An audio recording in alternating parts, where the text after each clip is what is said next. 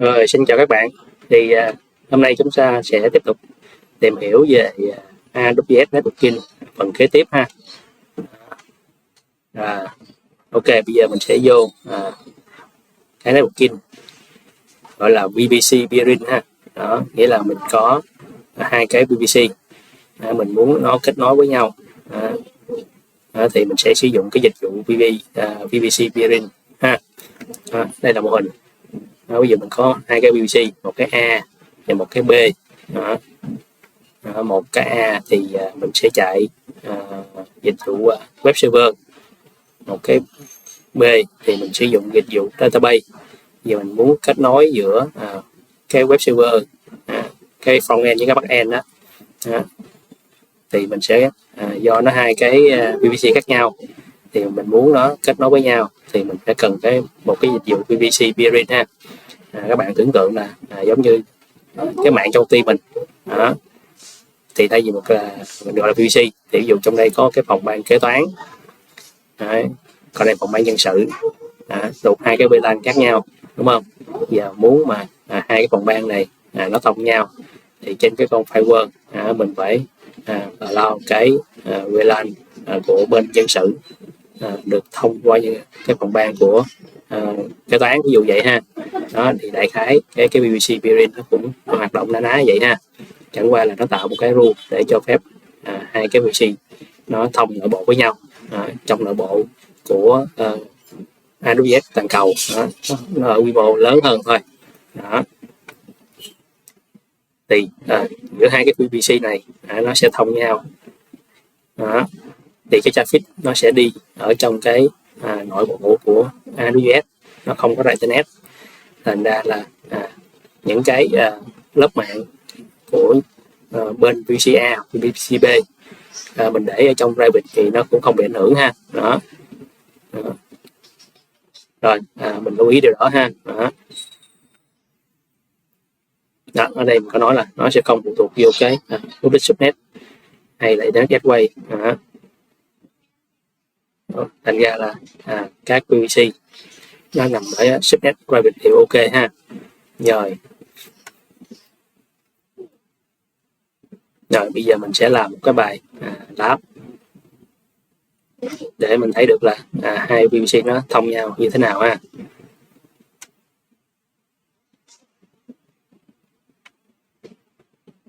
Rồi bây giờ mình sẽ làm trường hợp thứ nhất là dùng public subnet cộng internet gateway ha. Đó. Tại vì mình muốn SSH vô trong cái con EC2, rồi từ EC2 đó mình pin bằng cái private IP của cái máy EC2 ở bên VPC kia.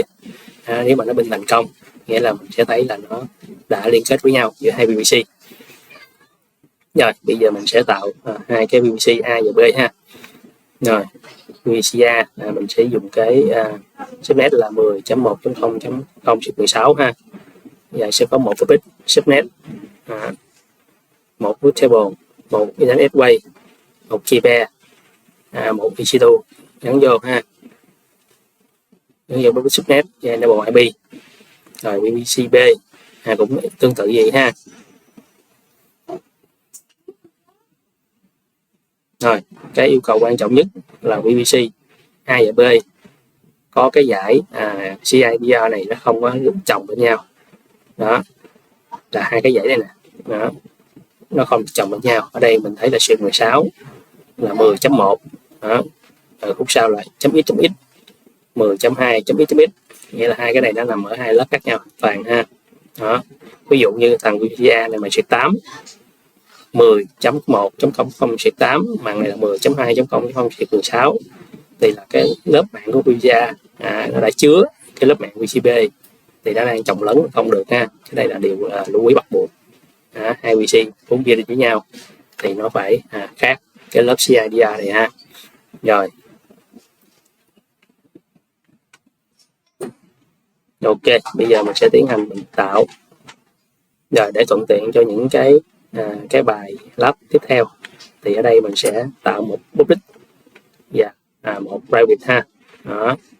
Rồi mình bắt đầu.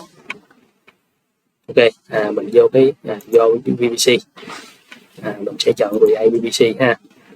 mình sẽ tích vô VC and more đó, cho nó hỗ trợ mình tạo luôn những subnet và root table và internet gateway luôn ha. Đó. Rồi bây giờ mình sẽ đặt tên thì các bạn sẽ thấy là nó đặt tên đây thêm chữ A phía trước nè, rồi VPC A ha. Rồi mình sẽ sử dụng cái block là hồi nãy mình có nói là 10.1 ha, còn phần VPC B sẽ là 10.2. ok ha. Rồi set 16. Rồi tenancy mình sẽ default ha, mình dùng chung, mình không có chọn dedicate ha, dedicate thì rất là tốn tiền. Đó. Rồi bây giờ ở đây nó hỏi mình là cái AZ ha, là bao nhiêu ha. Rồi ở đây mình sẽ chọn là 1 thôi. Rồi ok, mình sẽ customize AZ ha. Đó, mình chọn cái 1A ha, đây mình sẽ thấy 1A nè, ok chưa ha. Rồi ở đây nó sẽ hỏi mình muốn có bao nhiêu public subnet và bao nhiêu là subnet, rồi mình chọn mọi thứ là 1 ha. Đó, mình sẽ có một public, một private ha. Rồi đây sẽ là customize cái subnet của private public đó. Đó, ví dụ mình muốn là public subnet là bao nhiêu đó, thì ở đây nó chỉnh sẵn với mình ra, mình để default luôn, nó chọn sẵn cho mình rồi, ok, không sao hết. Rồi nó hỏi mình có tạo lab gateway không, mình để lên luôn ha, tại vì bài lab này lúc này mình chưa cần. Rồi endpoint này có gateway không, mình lên luôn ha, ok. Rồi mình bật cái DNS lên, ok. Bây giờ mình sẽ create VPC, thì sau khi create thì nó sẽ tạo subnet cho mình, tạo root table và tạo một cái internet gateway gắn vô ha. Rồi mình create.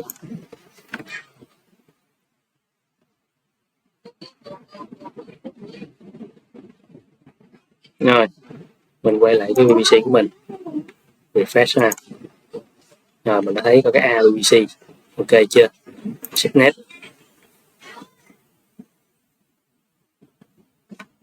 refresh lại. Rồi mình có nè subnet public và subnet private ha. Đó, mình đã có hai cái subnet. Rồi root table, refresh lại cái cho chắc ha. Rồi mình đã có cái này phải của nó không. Bây giờ mình sẽ xem phải đâu phải đúng như cái VPC đó không ha. Rồi VPC là đúng nè. Rồi hai thằng này ha, đó hai thằng này là của hai cái root table, một cái của public, một cái của private. Rồi mình bấm như public, rồi mình thấy có một cái gateway gắn vô luôn cho mình luôn rồi ha. Nó gắn luôn cho mình sẵn rồi nè. Rồi mình nghĩ lại, mình kiểm tra cái private. Rồi ok, nó đã liên kết cho mình luôn rồi ha. Rồi internet gateway rồi mình đã có cái đó liên kết với lại VPCA. Rồi bây giờ mình sẽ kiểm tra tới security group.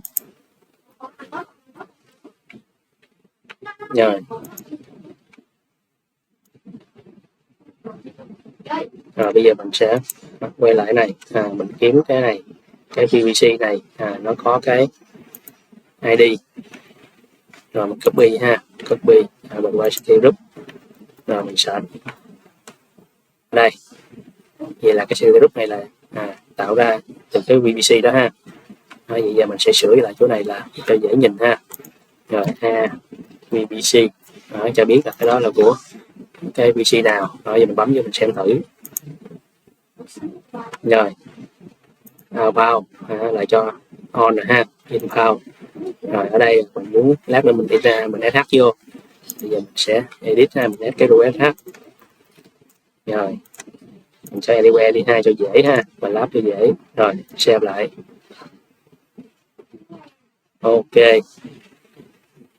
Tiếp theo bây giờ mình sẽ tạo cái VPC B ha, nó cũng y chang vậy. Rồi mình bấm vô đây, rồi mình create. Rồi B ha, rồi log là 10.2. Rồi 10.2. Rồi mình muốn chọn một AZ thôi ha, AZ.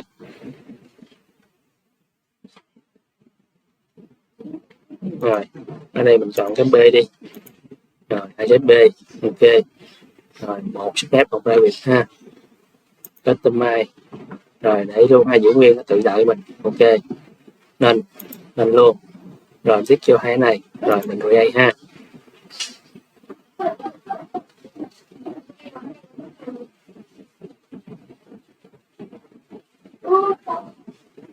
Rồi ok.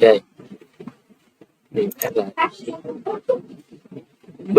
Rồi mình copy cái B này ha, để mình chỉnh cái tên của cái sự group để lát mình tìm cho nó dễ. Rồi mình group. Rồi cái này là của nó ha. Rồi mình sửa lại B VBC. Rồi giờ mình cũng cho cái bọt 22 luôn ha. Edit RH anywhere ha. Rồi xem lại. Rồi tới phần chia pair.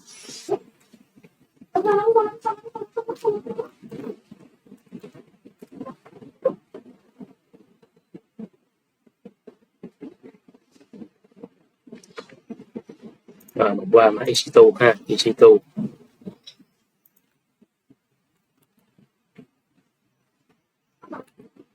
Rồi ở bài lab trước thì mình đã tạo sẵn cái Basic key rồi, thì bây giờ mình sẽ sử dụng lại cái này ha, để một lát nữa mình có sẵn trên máy tính đó, cho nó dễ ha. Rồi mình sẽ sử dụng lại cái Basic này ha. Ok, rồi bạn chưa có thì mình có thể tạo cái khác. Rồi tiếp theo bây giờ mình sẽ tạo máy EC2 ha, hai cái máy EC2 ở hai cái VPC khác nhau. Rồi bây giờ mình sẽ tạo hai máy EC2. Rồi launch ha.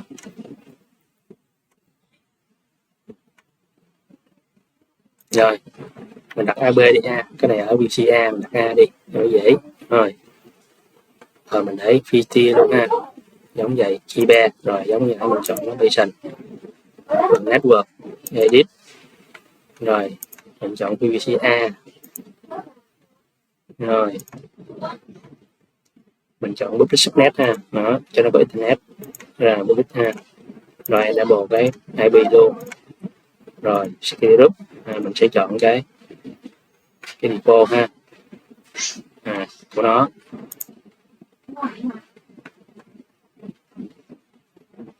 Rồi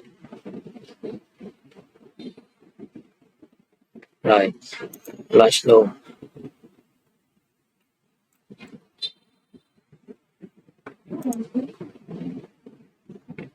Rồi mình tạo cái thứ hai. Rồi B ha, B. Rồi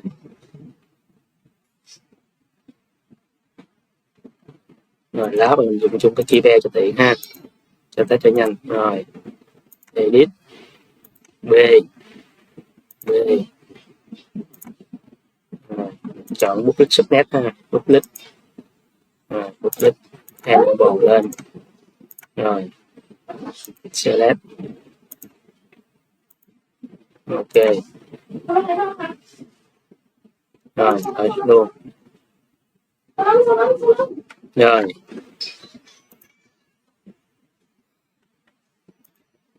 bây giờ mình sẽ tiến hành mình test cái rác vô thử ha. Rồi vô máy A thử. Rồi mình copy cái này. Rồi mở log test ha. Đó. Rồi mình sửa là cái IP này ha cho đúng. Rồi. Copy. Yes. Đó, mình đã kết nối vô được cái máy A nha. Rồi host name CTL.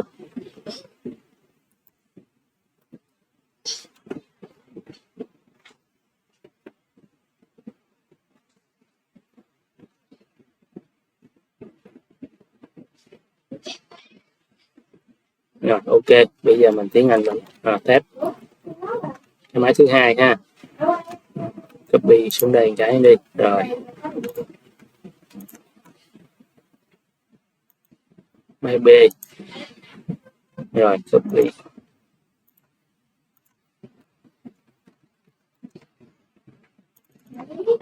copy, yes. Rồi ok ha, mình đã login thành công đó. Rồi bây giờ mình test pin thử hai máy nhau ha. Bây giờ mình đang máy B đúng không? Mình sẽ pin vào cái máy A, mình sẽ pin vào cái ray bit của máy A nha. Máy A đây, ray bit IP ha. Rồi copy, bây giờ mình pin không thành công đúng không? Ok chưa? Bây giờ mình sẽ chỉnh là cái city group ha, lao cái ICMP nữa thì nó chắc cú được ha. Rồi mình quay lại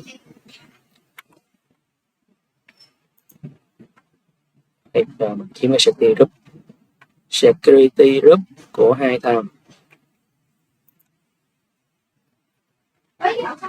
này, edit ICMP ha. Rồi cho anywhere luôn đi.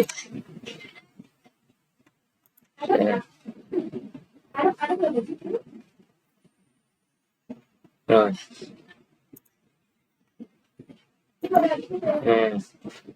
edit ICMP anywhere, share lại. Rồi ok, bây giờ mình pin lại thử nha. Cũng không thành công ha. Ok chưa? Pin không thành công. Rồi mình pin thử cái IP mặt ngoài của nó ha. Đây 21. Rồi pin thành công cái IP ngoài external còn cái private là cái private hiện tại là không pin được đúng không?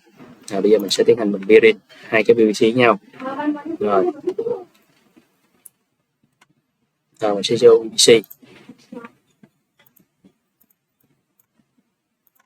BBC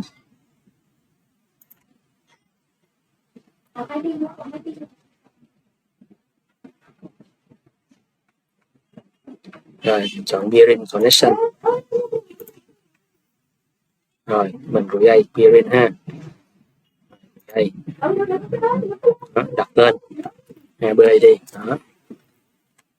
Rồi requester mình chọn cái PCA ha đó.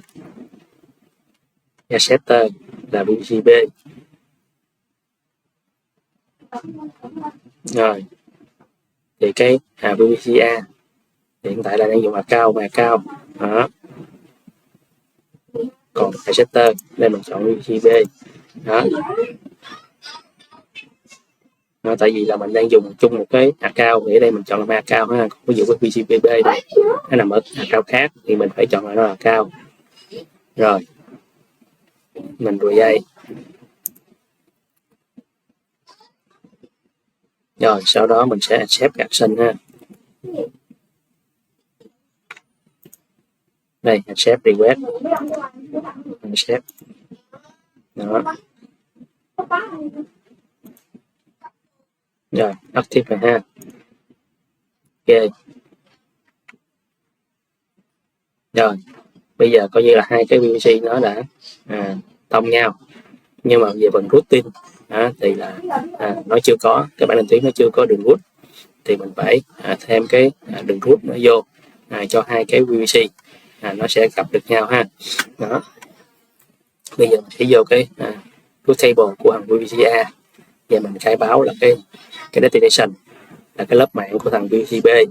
Đó, nó đi tới đâu, nó đi sẽ thông qua cái target là peering ha. Đó, và ngược lại cái thằng route table của VPC-B mình phải khai báo cái destination là cái lớp mạng của thằng VPC-A. Đó, ok ha. Bây giờ mình sẽ qua route table nè. Đó, rồi mình kiếm cái routine.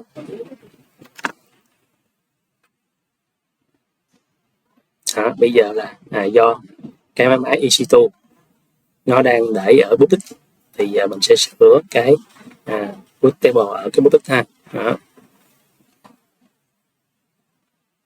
Rồi route table của VCA nè, mình bấm vô.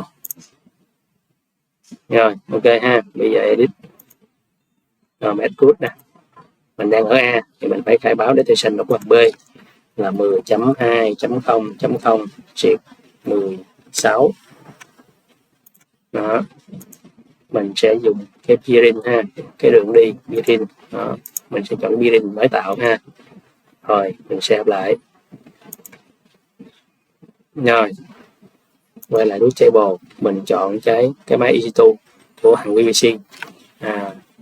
Bên B nó nằm ở public thì mình phải chỉnh cái root table của cái public ha.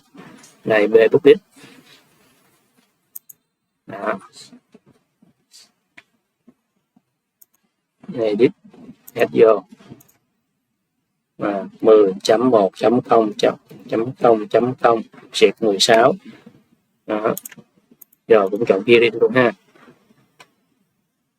peering connection. Đó, chọn này. Rồi save lại ha. Ok.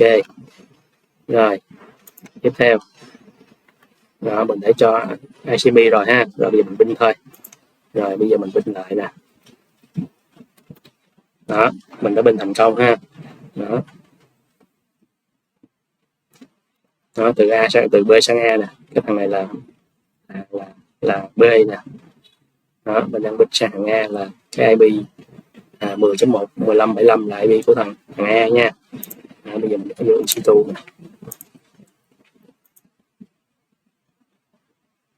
Rồi A đúng không? Đây. Đó.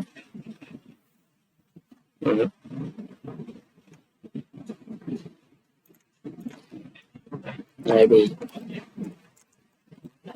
Rồi IP của thằng B nè, 12736 127.136.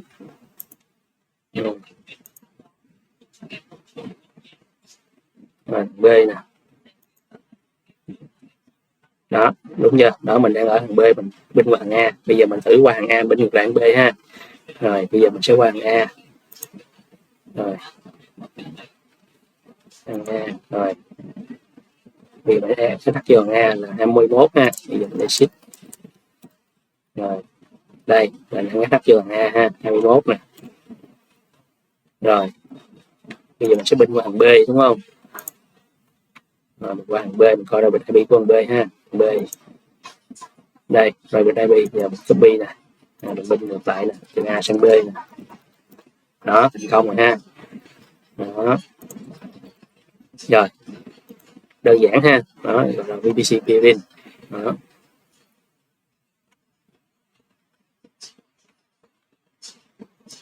Rồi bây giờ muốn SH từ máy A sang máy B. Đó, thì cũng đơn giản thôi, nhưng mà mình phải có copy cái key vô. Đó, copy cái file basic key đó. Đó, vô cái máy đó thì mới được ha. Thì cái này mấy bạn tự làm ha, nó cũng đơn giản thôi. Mình đã binh thông hai máy thì coi như là mình có thể SH được rồi, đúng không? Đó.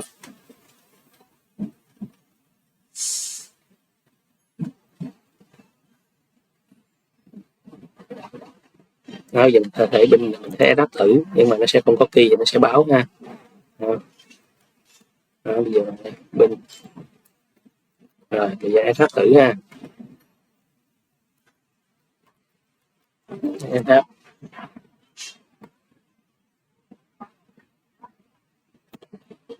Yes. Đó, báo deny ha. Đó, không có key, nhưng mà là mình hiện ra cái lệnh này nghĩa là đó, nó đã thấy bọt 22 mở ra rồi nè. Đó, chẳng qua không có key gì đây để mình chứng thực thôi. Ok ha.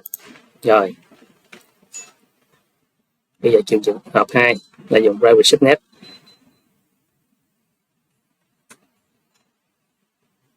Đó, bây giờ mình tự tạo một cái máy EC2 thứ hai nằm ở danh private subnet ở cái VCB ha. Đó, rồi từ cái thằng VCA đó, mình thử mình binh được nó là được không ha. Rồi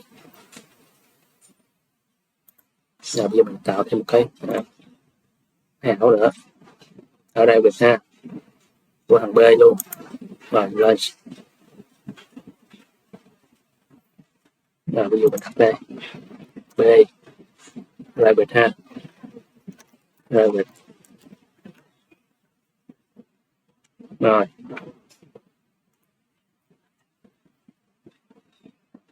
VCP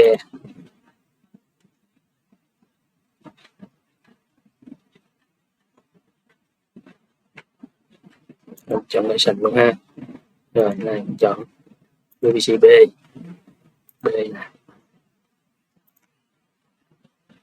rồi subnet chọn private ha, private nè, private ha.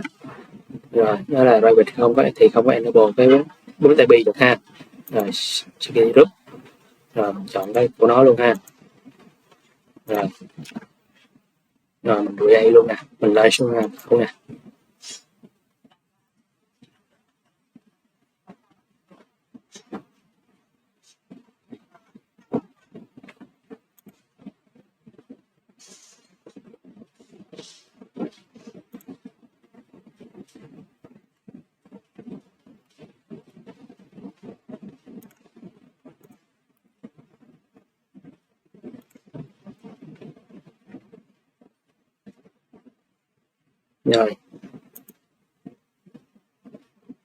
Rồi bây giờ mình đang đứng ở thằng A ha. Rồi shift 21 lại ha. Đó, mình đứng ở thằng A, đúng chưa?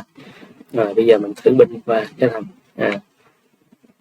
thằng B ở đây Việt ha, máy tạo thằng B này Việt máy tạo nè. Đây giờ mình sẽ binh địa chỉ này ha, binh. Rồi binh không thành công ha. Đó, lý do tại sao là tại vì hiện tại hai cái VC nó peering xong hết rồi, nhưng mà cái table của thằng B Rabbit này nó chưa có cái đường đi được trở về cái thằng A ha. Đó thì bây giờ mình phải chỉnh cái root table, root table của Rabbit thằng B Rabbit nha, B Rabbit nè. Đó, mình vô đây mình sẽ edit root, mình sẽ add cái root. Đó, mình muốn quay lại thằng A, mình sẽ khai báo là 10.1 của thằng A. Đó, nó sẽ đi qua peering ha. Đó, xem lại. Rồi bây giờ mình sẽ binh là thành công ha. Đó, thấy chưa, mình thành công rồi nè, thấy không? Đó, quá đơn giản ha. Đó, sau khi là vậy là sau khi tạo peering thì mình phải add cái đường root vô cái root table. Đó, cái bảng định tuyến nó có thì nó mới biết đường đi ha. Đó. Còn cái hai cái VC nó peering thì nghĩa là hai cái gateway nó đã thông với nhau rồi, nhưng mà cái lớp mạng của hai bên thì nó không biết đường đi. Đó. Cái này là cái network cơ bản ha, cái kiến thức network cơ bản mình phải nắm. Rồi đó, để đây mình có nói này, đó, nó giống như hai cái mạng VLAN gì thôi. Đó, hai cái lớp VLAN khác nhau. Đó. Thì nó muốn thông nhau thì phải nhờ cái thằng firewall ha, cái thằng router ở giữa. Đó, nó cho phép thông qua thì mới đi được với nhau. Đó, đại khái vậy. Rồi bây giờ mở rộng hơn chút xíu nữa. Bây giờ giả sử như bây giờ nếu mà mình có 3 cái VPC đi, A, B, C, bây giờ muốn 3 cái VPC nó thông nhau thì mình phải tạo hai là 3 lần chia riêng, đúng không? Đó, một cái bia là AB, một cái bia là BC, một cái bia là CA, để tạo thành một cái vòng tròn. Đó, thì lúc đó thì nó mới thông được giữa A, B, C nó thông nhau hoàn toàn. Đó, thằng A thông được thằng B, thằng B thông được thằng C, thằng C cũng có thể thông được là thằng A. Đó, nó giống như tính chất bắt cầu ha. Nhưng mà nếu mà có cả trăm cái VPC như vậy thì mình tạo cái peering này đuối luôn, và mình tạo cái root table nó cũng đuối luôn ha. Nó như vậy thì nếu mà quá nhiều cái VPC thì bắt buộc mình sẽ chuyển qua một cái dịch vụ khác, nó gọi là transit gateway ha. Đó, gọi là transit gateway. Đó, thì lúc này nó giống như một cái gọi là cái hub spoken đó. Nếu như bạn học mạng thì nó gọi hub spoken. Hub là cái trung tâm. Đó, thì thông thường như ở trên thực tế nếu mà mình triển khai ở on-prem thì cái hub sẽ đó là cái headquarter của mình ha. Đó, ví dụ như mình có một headquarter ở Hồ Chí Minh, và mình có những cái chi nhánh ở Cần Thơ, Hà Nội, Đà Nẵng, đó. Thì lúc đó nó cần thơ nó sẽ giống như những cái thằng này nè, VVC A, VVC B, VVC, nó sẽ kết nối về cái hub ở giữa đó. Thì ở trên cái dịch vụ AWS nó cũng có một cái gì nó giống vậy ha, nó gọi là Transit Gateway. Nhưng mà cái Transit Gateway này là cái dịch vụ của AWS, nó chứ không phải là cái Hippotar của mình ha. Đó. Lúc này cái Hippotar mình thì nó cũng sẽ là những cái rìa xung quanh thôi đó. Ok ha. Rồi thì đặc điểm là mình sẽ thấy là nó ưu điểm là tất cả mình kết nối về cái Transit Gateway, rất đơn giản ha, chứ mình không có làm một cái hình tròn bắt cầu thì rất là phiền phức, đúng không? Rồi bây giờ mình sẽ tìm hiểu cái dịch vụ Transit Gateway. Thì ở đây thay vì mình tạo 3 cái VC thì mình chỉ dùng 2 cái ha, mình tưởng tượng mình bỏ 2 cái này đi, mình chỉ có cái này thôi đó, thông qua một cái Transit Gateway ha. Ok ha.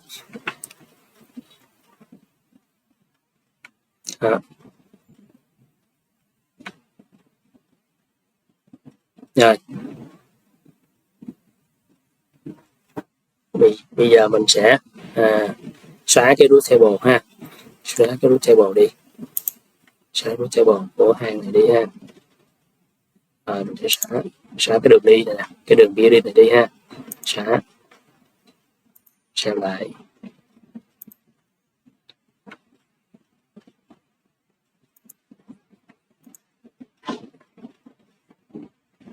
Kiếm đường kia đi cho đúng ha, trên đây nè, mù, xem lại.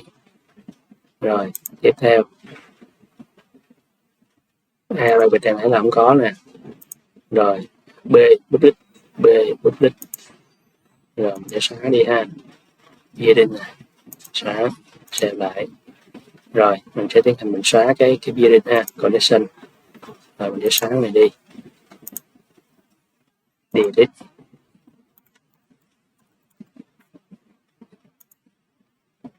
Rồi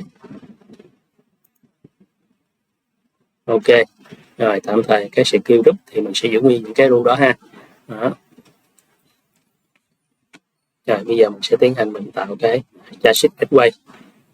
Rồi Transit Gateway ha. Rồi Transit Gateway ở nằm chỗ VPC. Transit Gateway đây, Transit Gateway đó, sẽ tạo một cái Transit Gateway đó. Rồi đặt tên Transit Gateway, đặt lại đi ha, Transit Gateway. Rồi mình sẽ chỉnh cái gì, sẽ tích cho cái gì, mình để mặc định luôn ha, DNS nè, VPN nè, Default Table đó 4 cái này ha. Ok định rồi mình create thôi. Rồi create.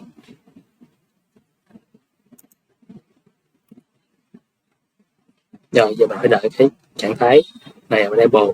Thì cái bước tiếp theo này khi mình attack vô, lúc đó mình mới thấy được cái thằng này để mình attack ha. Còn hiện tại nó chưa enable thì mình qua bước này mình sẽ không thấy nó thì cũng không làm được. Rồi bây giờ mình đợi ha, đợi chút. Rồi nó available rồi ha. Rồi bây giờ mình sẽ attack những cái VPC vô nó. Rồi bây giờ mình chọn attack type nha. Ok attack nè, attack mình đó, attack vô.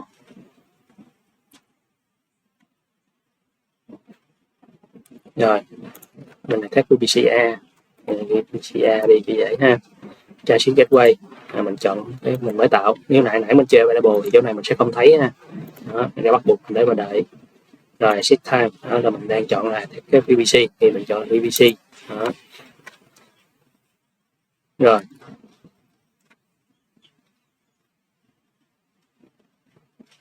Rồi chọn subnet, lưu ý không chọn public subnet. Lý do tại sao thì mình phải tưởng tượng là mình đang muốn gắn một cái đường đi riêng biệt từ cái VPC hoặc là từ một cái dịch vụ đó vô cái Transit Gateway thì muốn nó có dễ, kiểu như mình muốn dễ quản lý sau này. đó, nó không đụng chạm với lưu lượng những cái chai bit khác, thì mình đã tạo riêng một cái subnet cho nó ha. Đó, mà tại sao là private subnet mà không phải là public subnet? Đơn giản là gì, là cái traffic gateway này nó chỉ chứa cái lưu lượng đi nội bộ ở trong cái global Amazon thôi. Đó, nghĩa là nó là cái internal traffic, thành ra mình không cần phải tạo cái đúng subnet gì mình chỉ cần cái subnet là đủ. Đó, còn lý do tại sao tạo riêng thì nghĩa là để mình dễ quản lý, nó không chung đụng với những cái lưu lượng traffic khác. Đó, nó đơn giản như thôi, chứ thực tế là mình chọn cái subnet nào cũng được ha, nhưng là nó lưu ý như mình như vậy để mình làm theo thôi.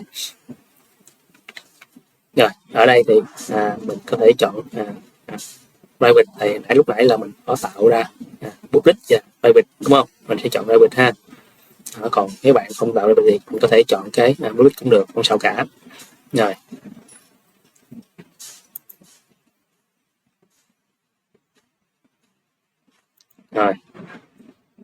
VPCA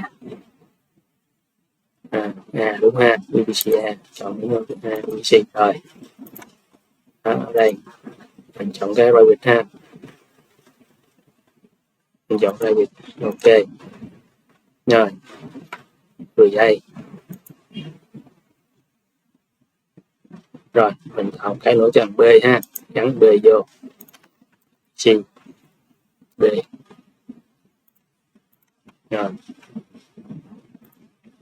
B rồi, chúng chọn private luôn ha, private rồi, ok rồi đây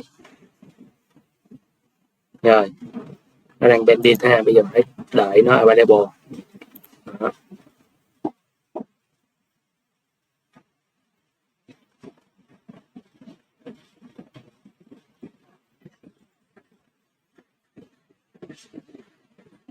Rồi giờ đợi ha, shift gateway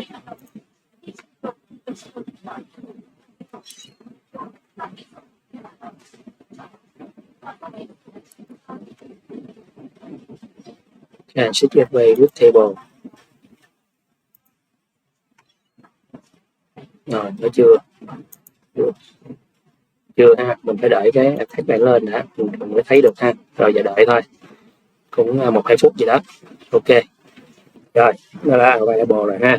Rồi bây giờ mình sẽ qua cái transit gateway root table, mình chọn cái đó. Này lúc này mình sẽ thấy nó đang liên kết ha. Đó, giờ cái transit gateway đó, hai cái PVC của mình A B đó, rotation mình cũng thấy ha. Đó, root đó, mình đã thấy nó tự sinh ra cái root rồi. Ok rồi, ở đây nó tự sinh ra rồi, mà mình thấy rồi thì mình có không cần ha. Tại nãy là mình có tích cái enable cái propagation rồi. Đó, bây giờ tiếp theo là mình cần sửa cái root table của hàng VPC A và B. Giống như cái bước mà tạo Virin đó, mình phải add cái root nó vô. Đó, thì mình phải tưởng tượng là cái này là cái bảng định tuyến riêng của từng VPC.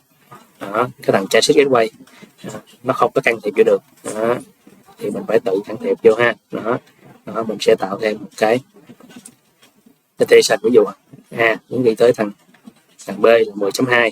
Đó, thì nãy mình chọn cái VPC Virin đúng không, thì đây mình sẽ chọn transit gateway. Đó, đơn giản vậy thôi ha. Rồi bây giờ mình sẽ tiến hành mình thêm root tin root table. Rồi bây giờ thằng A ha, cái máy EC2 ở cái PCA nó nằm ở trên cái public đúng không, thì mình sẽ chọn cái root table public để mình thêm vô ha. Public nè, đó, edit nè, add root nè, 10.2.0.0 xuyệt 16. Rồi mình sẽ chọn transit gateway, transit gateway. Đó, mình sẽ chọn cái này. Ok ha, save lại. Rồi root table tiếp, bây giờ mình muốn thông tới, nghĩa là từ cái máy của EC2 ở trên PCB nằm ở trong Revit đi ha. Đó, mà muốn thông ngược lại cái thằng này qua thằng A thì mình sẽ chọn cái root table Revit ha, B Revit nè. Rồi mình edit đó, hết group, quay lại 1 ha, 10.1.0.0 shift 16. Rồi transit gateway, chọn save lại. Rồi như vậy là lúc này là thằng A sẽ thông với thằng B Revit ha. Đó. Đó, bây giờ mình sẽ test ha.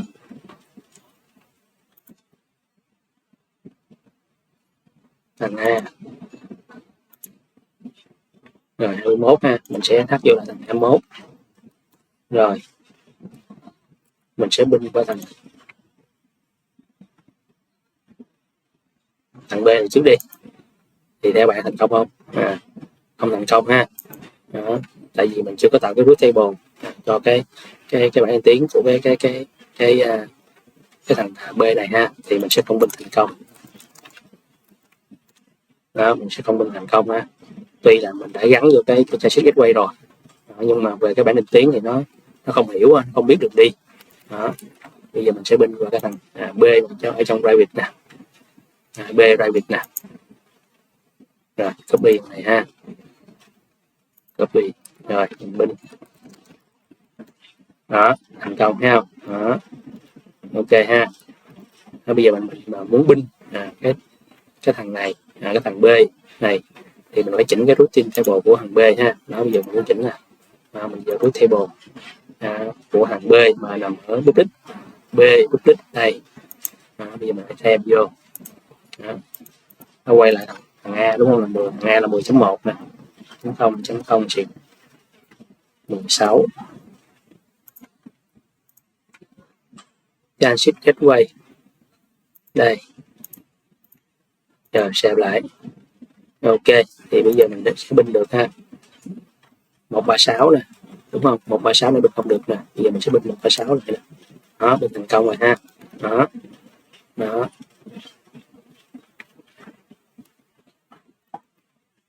Rồi.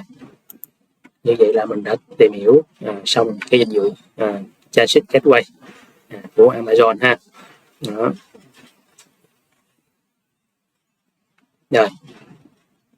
Bây giờ Amazon nó có một dịch vụ gọi là Revit Link. Thì cái này làm được gì? Thì Revit Link là nó cho phép sử dụng dịch vụ UC khác mà không cần peering. Người dùng chỉ truy cập được đúng cái dịch vụ được chia sẻ thôi. Ngoài ra không truy cập được toàn bộ hệ thống mạng của nhà cung cấp dịch vụ. Nghĩa là coi như là mình chỉ thấy được cái máy mà cái nhà cung cấp dịch vụ họ allow cho mình thôi ha, họ public cho mình thôi. Đó, còn lại là mình sẽ không thấy được cái lớp mạng bên trong, mình cũng không scan được, mình cũng không có thể SH được những cái dịch vụ khác của họ. Đó, thì ở đây mình sẽ có mô hình đại khái giống như vậy. Đây là mình là customer ha, customer, còn bên đây là bên cung cấp dịch vụ. Đó. Đó, ví dụ bên này họ cung cấp cho mình một cái dịch vụ web gì đó đi, đại khái ha. Đó. Đó. Thì lúc đó họ sẽ tạo một cái AWS Private Link. Đó. Mà AWS Private Link này nó bắt buộc mình phải đi kèm một cái dịch vụ là Network Load Balancer ha. Cái này là cái bắt buộc. Đó. Đó. Rồi bên customer thì mình sẽ cần có một cái interface endpoint. Đó. Là ví dụ đây là interface endpoint là 10.1.5.20. thì cái IP này giống như đại diện cho cái dịch vụ ở trong đây. Đó. Thay vì ở đây mình truy cập vô cái IP của thằng này thì giờ mình sẽ truy cập vô IP này. Đó, ví dụ mình gọi tới cái web 10.1.5.20 thì nó sẽ tự động nó đẩy vô trong cái này. Nó giống như mình tưởng nó giống như là mình đang mở bọt đó, trên router mình đang mở bọt đó, đó vô trong đó, một cục đinh đó, đại khái giống vậy ha. Nó sẽ hiểu giống đơn giản giống như vậy cho dễ hình dung. Đó. Đó. Thì lúc này khách hàng họ chỉ biết tới cái IP này thôi, họ không biết được ở trong đây là lớp mạng gì. Giống như mình ở đây mình mở cái bridge một cái server ra, thì cái IP này giống như là IP public internet đó, thì ở ngoài họ chỉ biết được cái IP này thôi, họ đâu có vô được cái IP bên trong là 192.168, họ đâu biết mình trong đang xài 192.168 hay là đang xài 10 hay là 1.2 gì đâu, đúng không?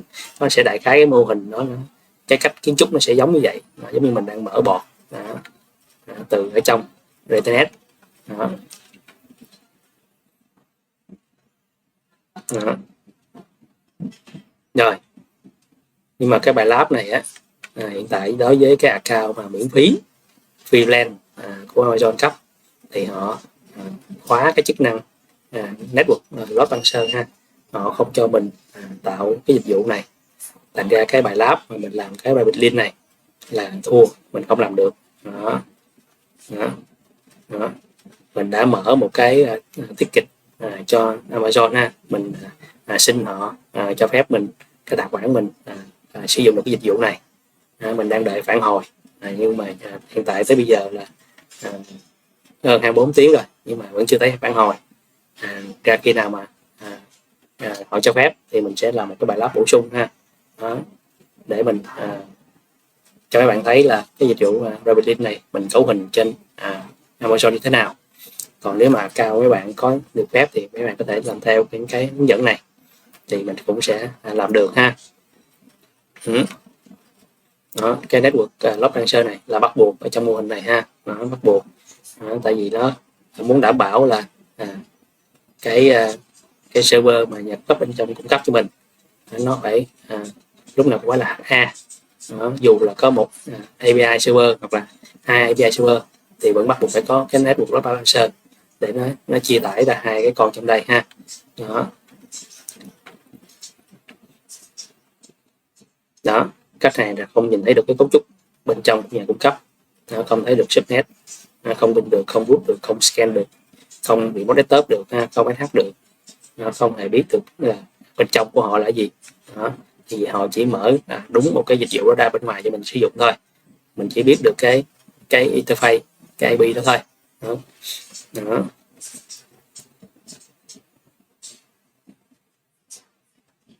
Rồi, cái này là mình hẹn với bạn ở một bài lab sau ha. Rồi giờ mình sẽ nói tiếp. Đó, cái bài lab này mình thua nè. Đó. Rồi các bạn có thể làm theo nếu các bạn cho phép. Đó.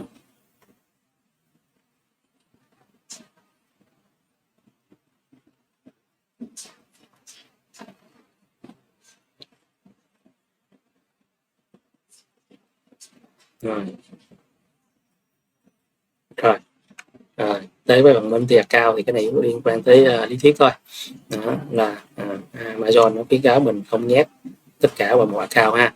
Thì thường như một account nó sẽ là một cái PVC, một account quản lý một cái PVC. Đó.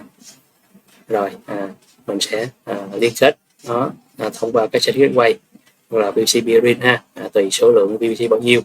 Đó. Đó. Đại khái là giống như là mỗi account là mình cho họ một cái VLAN gì đó, đơn giản vậy đi ha. Rồi để mình dễ quản lý. Rồi ngoài ra Amazon nó sẽ cung cấp cho mình một cái dịch vụ quản lý cái cấp phát cái địa chỉ IP của mình ha. Thì cái này mình cũng không làm được. Đối với account fee plan thì họ chỉ cho phép cái IPv6 thôi, họ không cho mình quản lý IPv4. Đó. Thì cũng thua. Nhưng mà về lý thuyết thì cũng dễ hiểu như thế này. Đó, nghĩa là mình sẽ tạo ra một cái IPAM. Đó, IPAM gọi là IP Address Manager ha. Đó, mình sẽ tạo cái pool trong đó. Đó. Đó. Bây giờ mình sẽ tạo những cái pool. Trước khi có cái pool thì nó sẽ có hai cái scope. Một cái scope là private, một cái scope là public. Private ở đây nghĩa là những cái mạng, lớp mạng private bên trong.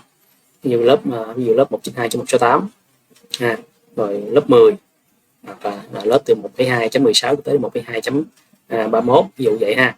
Còn public scope là những cái IP ở ngoài internet đó, IP public đó. Đó.